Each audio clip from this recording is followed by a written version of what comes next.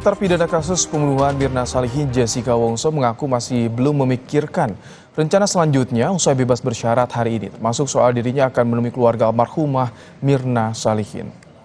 Ketika disinggung soal rencana untuk menemui keluarga Mirna Salihin, Jessica mengaku hingga saat ini dirinya belum merencanakan apapun usai bebas bersyarat dari lapas Pondok Bambu. Jessica mengaku dirinya masih membutuhkan waktu untuk beradaptasi dengan kondisi dan suasana baru yang kini dijalaninya.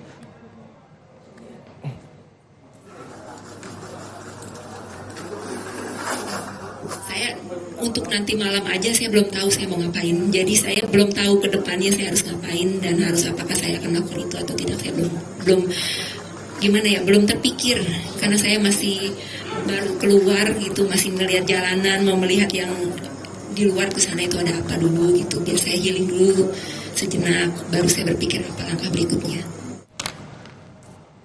Lebih jelas akan seperti apa upaya hukum Jessica setelah ia bebas bersyarat, sudah ada kuasa hukum Jessica Kumala Wongso, Firman Pangaribuan, dan ahli hukum pidana Universitas Pelita Harapan, Profesor Jamin Ginting. Selamat petang, Pak Firman, Prof. Jamin. Selamat siang, Mas Ibrahim. Baik, ini sebelum bicara soal upaya rencana PK nih, saya ke Pak Firman, ini perilaku seperti apa yang dilakukan oleh Jessica bisa sampai mendapatkan remisi hampir 5 tahun, Pak Firman? Iya, pertama-tama saya mau mengucapkan selamat sore dulu ya kepada Prof. Jamin, kepada Ibrahim dan kepada semua teman-teman pemirsa. Jadi kalau kita bicara masalah remisi, sebenarnya domainnya adalah dari Kemenkumham atau dari lapas ya. Namun demikian hari ini kita melihat fenomena bahwa Jessica Wongso membuktikan perbuatan baiknya selama ini sehingga mendapatkan remisi yang lumayan besar sehingga pada hari ini mendapatkan pembebasan bersyarat. Demikian. Iya, ini mendapatkan remisi terbanyak ketika momen apa nih, Pak Firman? Dapat infonya? Jadi itu merupakan akumulasi. Sekali lagi kalau bicara detailnya mungkin boleh juga ditanyakan langsung. Tapi yang kami ketahui memang akumulasi dari remisi-remisi selama Jessica berada di lapas ya. Jadi ada 17-an, ada mungkin kebesaran agama, hari besar agama, Oke. dan sebagainya. Baik. Prof. Jamin, dengan banyaknya remisi yang diterima Jessica, apa yang jadi catatan Anda? Dan nanti batasannya seperti apa sih ketika sudah keluar saat ini, Prof. Jamin?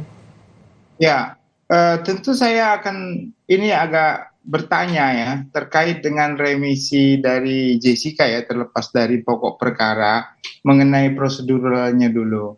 Kalau kita baca di pasal 1 itu ya yang di aturan PP 3299 itu aturannya sudah sekurang-kurangnya telah menjalani ya 2/3 masa pidananya. Tidak termasuk remisi. Jadi remisi itu sebenarnya nggak dihitung sebagai dasar 2/3 itu. Karena yang dihitung itu sebenarnya adalah yang dijalaninya begitu. Saya nggak tahu dasar perhitungan daripada Kumham ini. Kalau kita hitung 20 tahun, 2/3 dari 20 tahun itu mungkin sekitar 13 tahun lebih. Iya. Kalau hitungan 13 tahun lebih, dia menjalani masa hukuman baru 8 tahun, berarti kemungkinan besarnya remisi yang dia terima ini dijumlahkan juga dengan masa dijalani. Padahal kalau penafsiran terhadap ketentuan itu nggak seperti itu. Oh, baik. Jadi kalau misalkan dijumlahkan dengan remisi itu bisa mencapai 2/3-nya ya, hitung-hitungannya hampir 15 tahun. Kalau 8 tambah 5 ya tentu 13 lebih ya pasti dapat kan. Tapi Oke. kalau menurut saya, mungkin saya salah atau bagaimana, tapi menurut penafsiran saya, yang remisi itu jumlahnya 2/3 dari yang dijalani. Yang dijalani benar-benar dijalani di masuk penjara itu. Nah, kalau dia 2016 sampai sekarang 8 tahun. Iya. Nah, berarti 8 tahun kurang 5 tahun. Tapi kalau dijumlahkan remisi yang didapatnya ini menjadi penjumlahnya itu sama dengan 13 tahun, 2/3 ya memang benar. Tapi apakah benar remisi itu dijadikan dasar untuk eh, pembebasan bersyarat. Kalau penafsiran saya terhadap PP itu nggak begitu. Oh, Nah, oke. iya. Jadi masyarakat biar paham dulu. Silakan tanya itu Kumham itu gimana cara menghitung sebenarnya begitu loh. Oke, dari Nah, Bapak Sena. jadi Nah, kalau jadi limitasi ketika sudah bebas bersyarat itu apa saja yang tak boleh dilakukan dan wajib dilakukan, Prof. Jamin? ya sebenarnya bebas bersyarat itu dia itu posisinya nggak ada dalam tahanan, tapi di luar ya, di luar tahanan. Jadi tetap dalam kontrol, under control by lembaga pemasyarakatan. Dan biasanya itu harus dikawal. Dan semua tindakan hukumnya, contohnya dia mau pergi ke luar negeri, dia mau kemana, dia harus mendapatkan izin dari pengawasan dari lembaga pemasyarakatan, begitu. Maka diwajibkan untuk wajib lapor. Itu formilnya, tertulisnya, ya. Tapi realitanya di lapangan saya lihat nggak seperti itu juga, gitu ya. Banyak juga orang yang nggak perlu izin segala macam. Kalau wajib lapor ya tentu wajib lapor, hadir, tanda tangan karena kan ada aksi begitu. Baik, Pak Firman, bicara soal Ya. rencana upaya PK ini bagaimana siapannya saat ini tim kuasa hukum, Pak Firman? Jadi sebelumnya kan memang sebelum hari ini bebas bersyarat kita sudah rampungkan itu semua mengenai PK.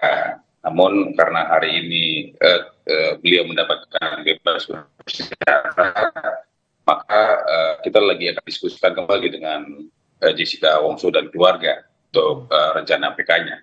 Jadi untuk PK-nya sendiri mungkin nanti kita akan lakukan rilis sendiri supaya lebih jelas setelah mendapatkan konfirmasi dari Jessica Wongso dan keluarga. Demikian. Tapi dari tim kuasa hukum kalau novum bukti baru ini sudah ada, kisi-kisinya sudah mendapatkan atau bagaimana? Sudah dikumpulkan atau bagaimana? Tentu seperti yang tadi saya sampaikan bahwa sebenarnya sebelum adanya bebas bersyarat hari ini kita sudah membuatkannya. Jadi sudah ada novum yang kita siapkan. Namun tentu setelah hari ini kan kita harus diskusi dulu dengan keluarga kan, Jessica Wongso juga bagaimana rencananya dan seperti apa. Jadi setelah terkonfirmasi baru mungkin kita bisa menyampaikan hal tersebut. Oke, Prof. Jamin, dengan klaim ada novum yang sudah dimiliki oleh tim kuasa hukum, bagaimana Anda melihat celah hukum upaya PK dari tim Jessica ini? Karena dulu pernah PK tapi juga ditolak oleh Mahkamah Agung. Ya, dalam konteks pidana sekarang, putusan MK boleh melakukan PK lebih dari 1 kali. Asalkan novumnya itu benar-benar novum yang menentukan. Dan PK itu tidak mengurangi masa hukuman. Ataupun tidak juga artinya menambah masa hukuman. Mengurangi bisa, ya, tapi tidak bisa menambah. Bahkan bisa membebaskan, begitu. Yang penting novum yang didapatkan itu belum pernah digunakan dan sangat menentukan jika ada novum itu sebelumnya dalam persidangan tersebut. Nah, itu perlu ditekankan di poin itu. Nanti sama seperti kita lihat, cuma kalau kita lihat kasus Vina kan ada PK yang memeriksa semua, seakan-akan perkaranya juga pokoknya akan diperiksa juga begitu. Nah, ini juga bisa jadi kejadian kasus seperti itu juga. Tergantung Bang Oto juga ini, kalau Bang Oto mau menghadirkan para ahli, para fakta, ya kita ramekan juga begitu. Bisa biar nanti kita buka lagi kasus dari awal lagi seperti itu. Pak Firman, tadi Anda bilang masih menunggu soal kepastian, tapi tadi kalau disinggung soal kriteria novum yang disebutkan oleh Prof. Jamin, soal baru belum pernah diperlihatkan di persidangan, ini sudah memenuhi kriteria bagi kuasa hukum? Ya, jadi tentunya novum itu adalah suatu bukti yang sebenarnya ada pada saat itu, namun tidak atau mungkin belum dikeluarkan. Belum dikeluarkan. Ini didapatnya kapan sih, Pak Firman, novum ini? Apakah dalam bentuk dokumen atau kesaksian atau apa, Pak Firman?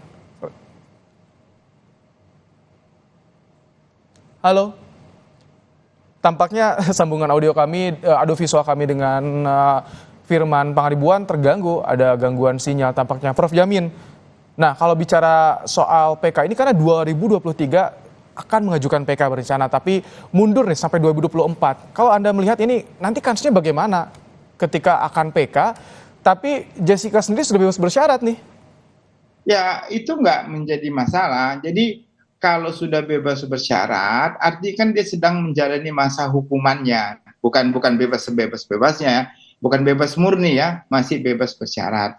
Nah kalau ingin mengajukan PK nggak masalah. Salah satu PK mungkin ya menurut saya ya, pandangan saya, karena saya dari dulu juga mengikuti kasus ini 2016, adalah kapan didapatnya sianida tersebut. Kapan didapat? Itu tidak pernah diungkapkan. Di mana dibeli, kapan dibeli, bagaimana cara membawanya ke kopi Oliver. Ya itu sama sekali nggak pernah diungkapkan dalam persidangan. Gitu. Yang diungkapkan adalah dimasukkannya sianida yang diduga ya pelakunya. Tapi di mana dia beli, kapan dia dibeli, bagaimana dia cara membawanya. Itu tidak pernah diungkapkan begitu. Jadi itu mungkin menjadi satu dasar novum yang bagus ya, saya kira kalau memang belum pernah nanti diungkapkan pada saat itu dan baru didapatkan sekarang, tidak lebih dari 180 hari ya dari sejak pengajuan PK. Jadi novum itu didapatkan tidak lebih dari 180 hari sejak dia pada saat dia mengajukan PK. Itu syaratnya. Oke. Berarti harus ada batasan ketika didapatnya. Nah ini kalau misalkan dulu kan pernah ngajukan PK juga ditolak oleh Mahkamah Agung. Kalau misalkan novumnya yang sama itu kriteria novum itu apakah bisa juga di PK sebelumnya atau tidak pernah diajukan di sidang saja nih? Di sidang yang di tingkat pertama, Prof. Jamil? Ya, jadi di semua tingkatan itu belum pernah sama sekali diajukan. Oh, baik. Di tingkat pertama, kedua, kasasi maupun di PK itu sama sekali belum pernah diajukan ya, dan bukti itu sangat menentukan. Contohnya kalau ada orang yang mengaku kalau sebenarnya Jessica itu nggak pernah membeli sianida, atau yang membeli sianida itu ada orang lain ya, ada Mr. X contohnya yang juga ada di situ gitu. Nah jadi itulah bisa mengarah seperti itu, berarti bukan dia pelakunya, ada orang lain Mr. X itu gitu. Baik, ini Pak Firman sudah kembali bergabung. Pak Firman? Ya, silakan. Nah, tadi disinggung soal kriteria dari novum. Apakah ini sudah memenuhi, bagi kuasa hukum memenuhi, baru belum pernah dihadirkan sebelumnya di berbagai tingkatan persidangan, Pak Firman? Ya, jadi seperti yang tadi saya sudah sampaikan, bahwa memang novum itu belum pernah kita hadirkan. Namun novum atau bukti itu memang sebenarnya sudah ada, hanya belum pernah kita hadirkan. Jadi kami sudah paham benar dengan novum itu dan kami sudah siapkan seperti yang tadi disampaikan bahwa PK-nya pun sebenarnya sudah rampung. Namun karena memang hari ini ada remisi, jadi kami perlu melakukan koordinasi lagi untuk hal tersebut, untuk pengajuan PK tersebut. Ini di PK sebelumnya belum ketemu ya novum yang ini, belum pernah didapatkan ya di PK sebelumnya? Bukan belum pernah didapatkan, tapi belum pernah kita sampaikan. Jadi kenapa di PK sebelumnya belum disampaikan, Pak Firman? Mungkin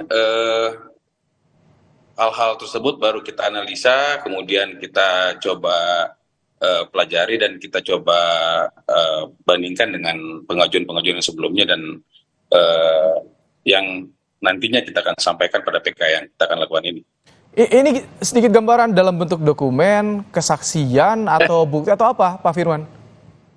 Jadi saya pikir nanti itu kita akan sampaikan karena tentu kan tergantung dari klien ya, tergantung dari Jessica dan keluarga seperti apa. Kalau memang nanti mereka sudah terkonfirmasi itu, tentu kita akan sampaikan ke publik juga nanti. Ada sisi tersendiri mengenai itunya.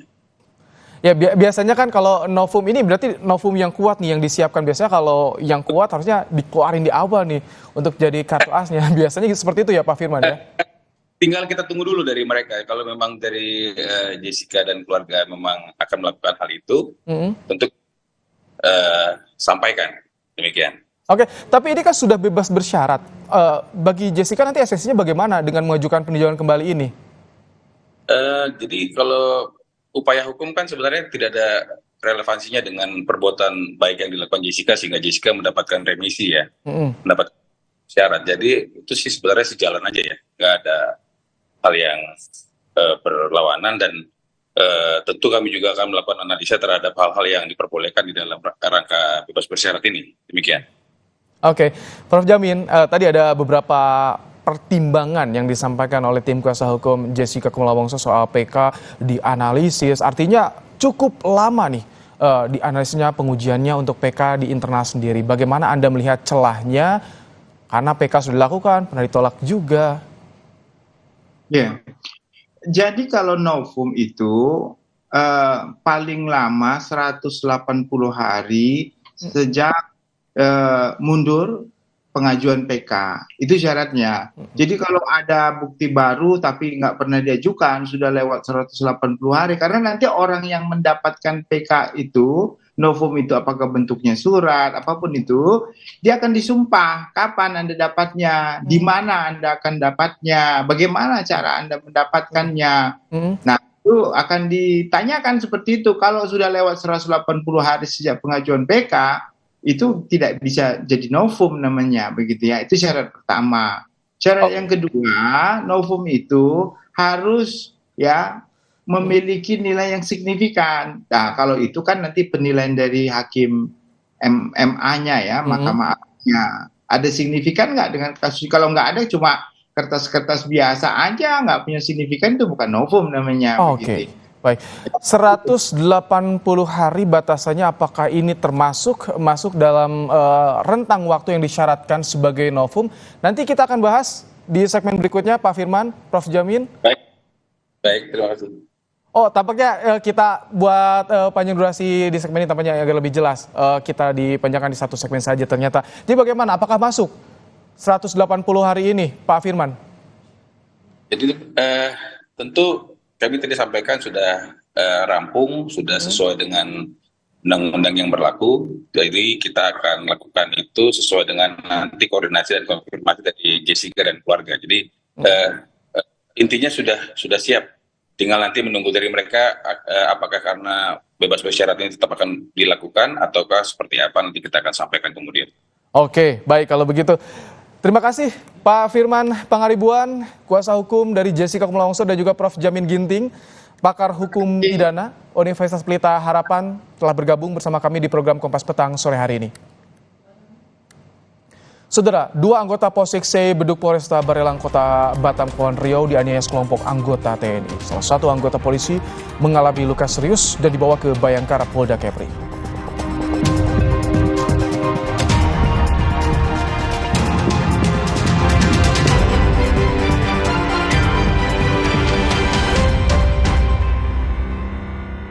hitam premium harus dimat daman sini. Hai Ongli, kamu fresh banget. Ini loh, baru Fresh Care Smash Matcha 4-in-1 double inhaler yang unik, glow in the dark. Yang fresh, Fresh Care Matcha. Kalau kamu, matcha tepangku. Apapun aktivitasnya, madu TJ Saset. Di perjalanan, madu TJ Saset. Untuk siapa aja, di mana aja, madu TJ Saset. Praktis, pas di kantong. Madu TJ Saset. Emangnya ada waktu buat sakit kepala? Panadol Extra. Cepat redakan sakit kepala dan nyeri yang mengganggu. Dapat diminum sebelum makan dan tidak menyebabkan kantuk. Dulu saya punya gangguan lambung. Sekarang ada SMA, diformulasi oleh Sido muncul dengan bahan herbal, bantu meringankan gangguan lambung. Praktis diminum kapan aja. Minum SMA, herbalnya lambung. Komitmen Nippon Paint selalu mempersembahkan yang terbaik di kelasnya. Dengan reologi yang optimal, memberikan hasil maksimal. Nippon Paint, kualitas tanpa kompromi, terbukti lebih baik. Merdeka adalah tentang kebebasan. Dengan kecap sedap kedelai hitam spesial, kebebasan terasa dalam setiap masakan. Bebas dalam berkreasi dan eksplorasi rasa. Kecap sedap kedelai hitam spesial memberikan variasi dan inovasi dalam nasi goreng sebagai kuliner kebanggaan Indonesia. Temukan inspirasi rasa baru dan jadikan setiap sajian lebih istimewa. Semangat eksplorasi masakan untuk Indonesia. Dirgahayu Republik Indonesia. Aku punya Roma kelapa krim. Baru ya? Emang tahu cara makannya? Buka biskuit kelapanya, taruh krimnya, lumer kayak es krim. Makan apa sih? Seru banget. Roma kelapa krim, gurih biskuitnya, lumer krimnya. Sungguh bangga bertanah air Indonesia. Alamnya kaya untayan gunung vulkanik, Anugerah sumber mata air terbaik dengan mineral alami. Sebagai air mineral asli milik Indonesia, Le Mineral bangga bisa sepenuhnya mendukung prestasi anak bangsa.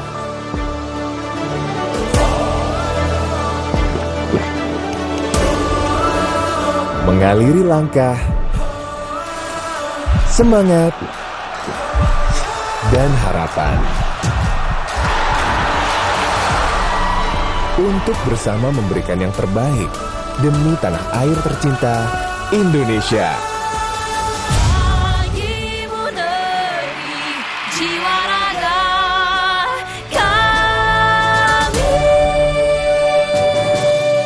Dirgahayu Indonesiaku, persembahan Le Mineral. Kalimantan Utara, salah satu provinsi termuda di Indonesia yang berbatasan langsung dengan Malaysia, adalah Brigjen TNI Sulaiman, tokoh masyarakat Kaltara, sosok yang mampu mendorong pembangunan ekonomi daerah terarah dan efektif. Selengkapnya, ikuti Bincang Kita, lebih dekat dengan Brigjen TNI Sulaiman, bakal calon Gubernur Kalimantan Utara 2024, Senin 19 Agustus, pukul 9:30 pagi. Di Kompas TV. Luwak White Coffee, hanya 90 kalori dan 5 gram gula. Kopi rendah gula pertama di Indonesia. Belum sarapan? Belum dong. Berani ngopi? Berani dong. Luwak hitam premium, lebih nyaman diminum karena dibuat dengan metode slow roasting, menciptakan kopi premium dengan pH level yang lebih netral. Luwak hitam premium, harus jinak, nyaman diminum. Luwak White Coffee, hanya 90 kalori dan 5 gram gula. Kopi rendah gula pertama di Indonesia. Luwak hitam premium, harus jinak, nyaman diminum.